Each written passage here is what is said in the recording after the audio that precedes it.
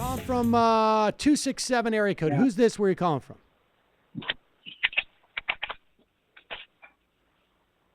Hello? Hello? Oh, hi. Hi, this is Stan from Philadelphia. Stan from Philadelphia. What's on your mind? Nice to talk to you. Nice to talk to you. Happy New Year. I would bring up two things. One, a really quick story, is that I was encouraged by Mike and Kyle Kalinske to call my representative or a representative after that whole vote in Congress to about Yemen, trying to pull us out. Yeah. So I followed their advice, and I had never done it before. I had called my representative.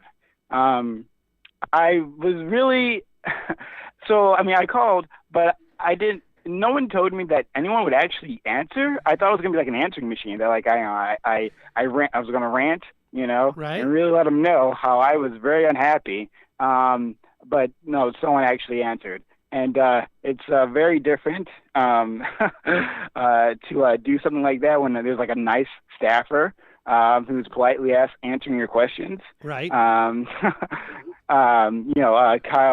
was saying they're the genocide caucus, I think, or was his name for them. And so it's it's an empowering moment and to actually call your representative. It's something you've been encouraging yourself. And many Stan, times before. And I would say, look, the bottom line is, look, these people they're normal people. I mean, in the sense that they react to things like people normally do. And so if you call and you sound like a responsible, calm individual, it's going to have, more weight. I mean, at the end of the day, it's just a number, but, if there's no doubt in my mind that these staffers get off the phone and they go, whoa, they'll take it down, they'll put you in the computer and they'll say one call, and that call is worth, they have an algorithm, I don't know what it is these days. I would imagine, I don't know what it is, but you represent 100, maybe 200, maybe 500 people in the district, that one call.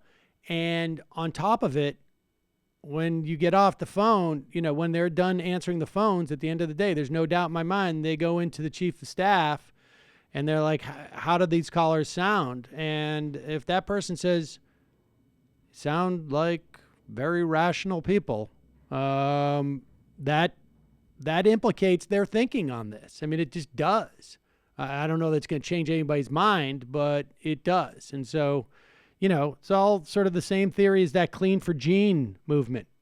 Fortunately, society has changed in such a way that you don't always have to wear a suit to look like a responsible individual. But thank God. Yeah. But appreciate your calling us. And well, I was also going to talk about the Guatemalan child who died. Yeah. So the big, I believe it was Democracy Now! Who brought up the fact that she was an indigenous family, and how her whole tribe was uplifted, uprooted by U.S. and Western extraction policies, and how they actually had to bounce around their tribe to escape this extractive policies that we've been implementing on their land, right? And then from there, it's kind of like a direct line also with the violence that we've spread in Central America, whether through our drug policy or through our disruptive practices, right? And all of these things, have pushed their family, right, to force them to immigrate to us, right? And then the idea that it's simply a choice, right? Kristen Gillibrand gets on Fox News and says, this is a choice that they made to come. Not Kristen Gillibrand. Sorry? Kristen Nielsen. Oh, Kristen Nielsen. Yeah. Thank you. Sorry about that. To come to the border to take on this dangerous trek, and then she dies. And I think there's a direct line of thinking in this conservative mindset that relates back also to your call with that libertarian gentleman. I forget his name. But he had said something about how it was wrong for the North to demand that slaves be released, right? And how it's so easy to sacrifice bodies, right? The bodies of black and brown people, and that we should have gotten in some sort of dialogue with Southern slave owners, right? And then to convince them to release their slaves, or wait for market forces to allow that to happen. Meanwhile, generations of black people would have been born and died in slavery under that brutal system, but it's just okay, you know. I'm just realizing there's like this spectrum, this long tradition in the conservative mindset to simply sacrifice these bodies for either white profit or just white comfort. Yeah. You could also just say that there's a lot of racist principles in the way that they operate. Appreciate the call, Stan. The 3 of the children that have died at the border were all indigenous and spoke indigenous languages. Right.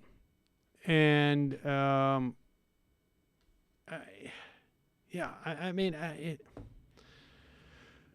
you can also see it in terms of like sort of these there is some type of a lot of it also just sort of comes from this sort of conservative mindset that it's quasi-religious, that like if you found yourself in a bad situation, it is because in some way you deserve it.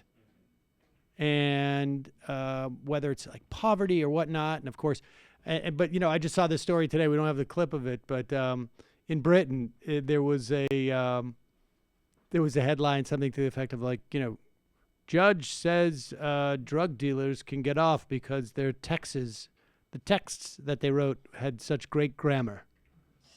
And it was like the whitest defendants you could ever find, right? I mean, that is...